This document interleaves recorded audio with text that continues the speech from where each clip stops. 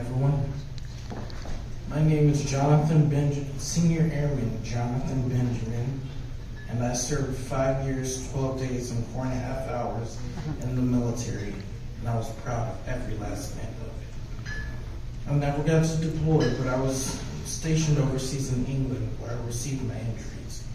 I grew up an Army brat, was the first person in my family dating back to the Civil War to join the branch of the Army the branch of the military that wasn't the Army. I was the liberal black sheep in a black family. I was loved, I think. I was beaten more than I was hugged, and I was yelled at more than I was ever consoled or encouraged. I think that my life was always aimed at becoming a writer. When I was 11, I voluntarily chose not to speak, and instead I wrote down my conversations and put my responses to words. And that's what created in me an inherent ability to tell stories. I'm the battered bard, if you will. I've seen a lot. No soldier, no sailor, no airman, no Marine or Guardsman comes back the same as when they first enlisted. We are all changed, mostly for the better, but some for the, no, most for the, they're just not the same. In 2021, Brown University's Cost of War project looked at the suicide rates for veterans of the Global War on Terror, also what we call the GWAT. I'm a proud member of that group of veterans, and their findings revealed horrifying statistics. Since 9/11, over 30,000 active duty service members and veterans have died by suicide, compared to the 7,057 deaths of service members killed in combat. When I wrote this book, the number was only 14. But now in 2024, the number is 17 veterans every single day die by suicide. That's more than 4 times as many U.S. service members have died by as many as 4 times of the number of veterans who have died in combat have died by suicide since 9/11. And that's in all of the combat operations overseas, OEF, OIF, all of it, everything.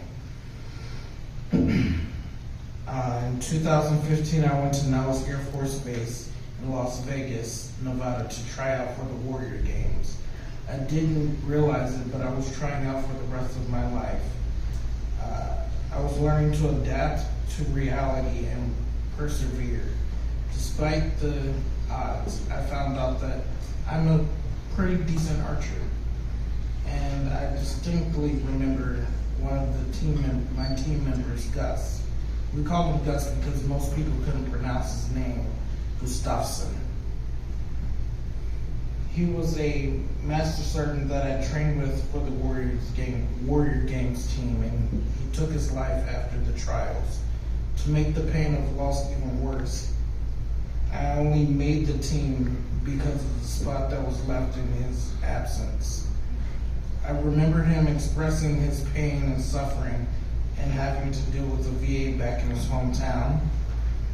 And I remember my own battle with suicidal ideation and thinking how a bottle of alcohol might numb me enough to do the deed in the end.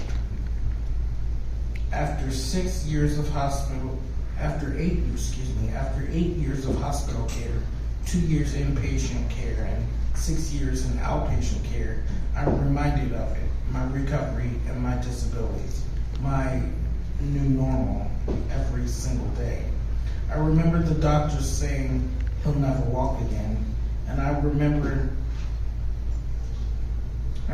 even more when I wake up and I groan my way out of bed to the symphony of the snap, crackle, pop of my back and knees. And I remember when I take 8 different pills in order to be able to function throughout the day properly. I'm also kind of tired right now. I don't know if some of you saw me in the back, honestly. It's one of my meds are wearing off and it's not keeping me awake. So yay! It's unbelievably unbearable sometimes. I had a traumatic brain injury that affected the nerves that tell my legs to walk or run. I cannot sit for very long, but I also can't stand for very long either. The pain, less the pain versus ugliness in my legs like a million fire ants biting and crawling its way through my muscles.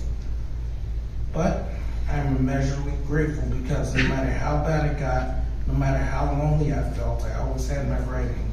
I could escape into the reality of my words, the rhyme and rhythm of the dialogue, the characters, the motifs, and the hidden gems of the psyche of the characters and the narratives.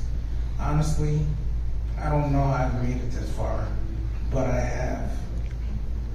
I'm a rare case in the even rare community of veterans that have come over hurdle after hurdle after hurdle, and somehow I landed here in Hollywood accepting an award for my memoir.